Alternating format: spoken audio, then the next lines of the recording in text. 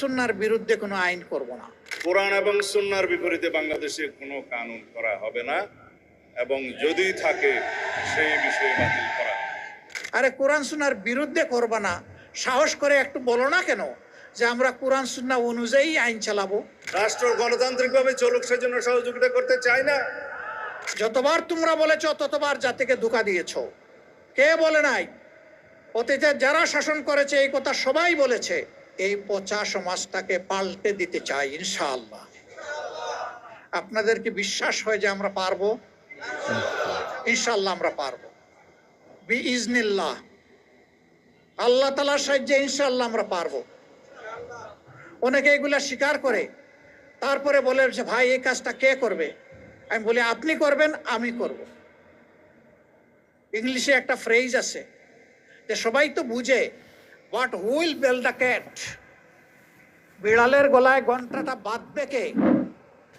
আসো আমিও বাঁধবো, তুমিও বাঁধবে। এই সমাজ আর আমরা চলতে দিব না ইনশাআল্লাহ। এ সমাজ পাল্টাতেই হবে। আমাদের অঙ্গীকার দুর্নীতির বিরুদ্ধে লড়াই। আসমানে দুর্নীতি উঠে বসে আছে, টেনে এই দুর্নীতিকে জমিতে নামাতে হবে ইনশাআল্লাহ। অঙ্গীকার হবে আমি নিজে দুর্নীতি করব না এবং কাউকে দুর্নীতি করতে দেব না। এটা হবে আমাদের অঙ্গীকার।